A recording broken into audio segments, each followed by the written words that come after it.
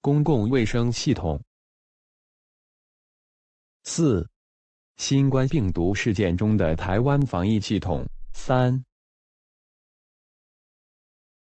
在 COVID-19 流行期间进行的教育。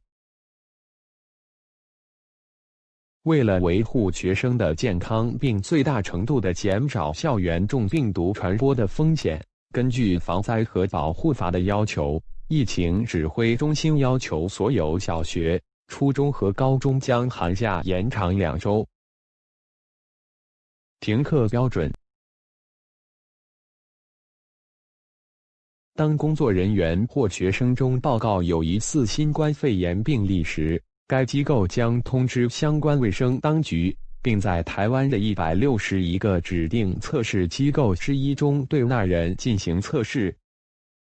如果2个以上的人在同一个机构中被测出为阳性，则该机构或校园中的所有面对面课程都必须停课2个星期，并在线上进行。远距教学。教育部与各大学提供了有关使用不同软件进行同步和异步学习的说明，例如 Microsoft Teams、Google Classroom 和 Cisco WebEx 及有关课程教学信息。尽管有许多案例利用远程学习，但大多数学校和大学都是开放的。台湾是这一时期坚持面对面教学的6个国家之一。隔离规定。疫情指挥中心规定，如果负责的卫生部门通知个人被确认为病例联系人或从国外进入台湾，则这些个人必须遵守政府指示的隔离或隔离措施。为防止 COVID-19 冠状病毒传播而被检疫或隔离14天的个人，有权因强制性行动限制而获得金钱补偿。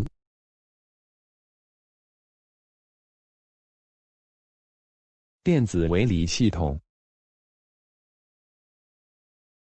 许多国家原误以为台湾是全面使用 GPS 技术来追踪疫情，但其实台湾并非抓取 GPS 的精确定位资料，而是与电信业者合作，只抓取会整业者以改善电信讯号而掌握的手机电信讯号。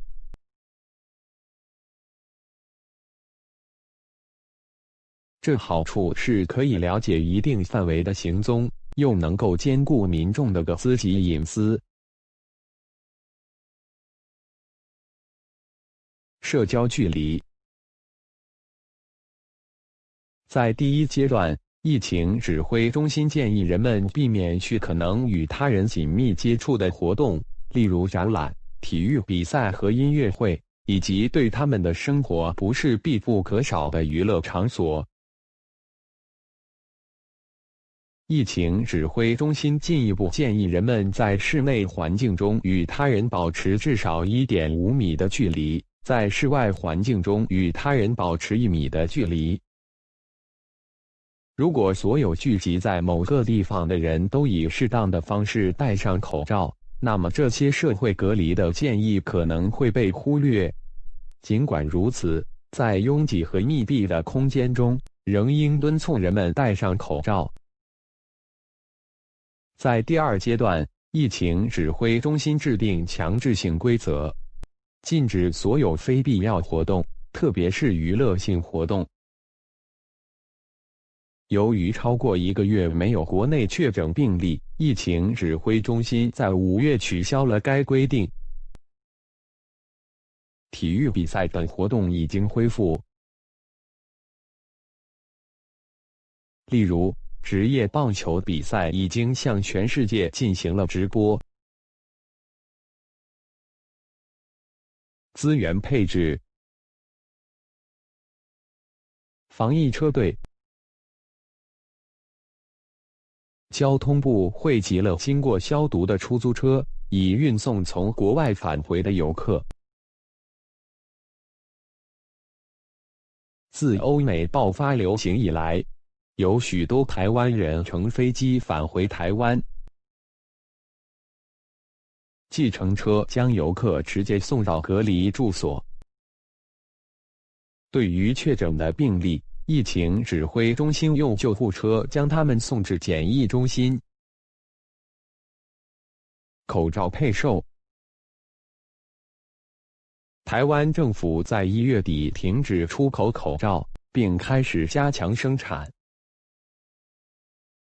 在经济部和民间厂商的合作下，台湾在1个月内重建了口罩工业。在3月，台湾口罩的产量从原来的每天400万片增加到1000万片，4月达到1500万片，5月达到2000万片。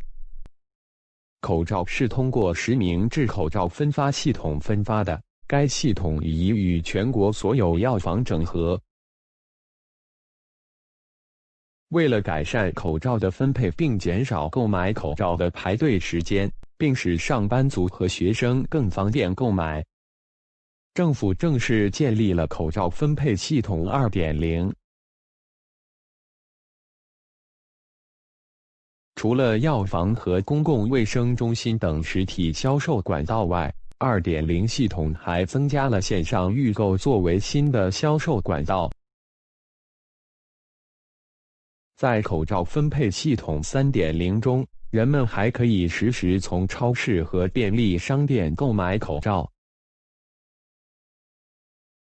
在3月底，台湾每天已可生产多达1300万个口罩，因此向欧洲捐赠了700万个，其中包括意大利、西班牙、法国、德国、比利时和英国。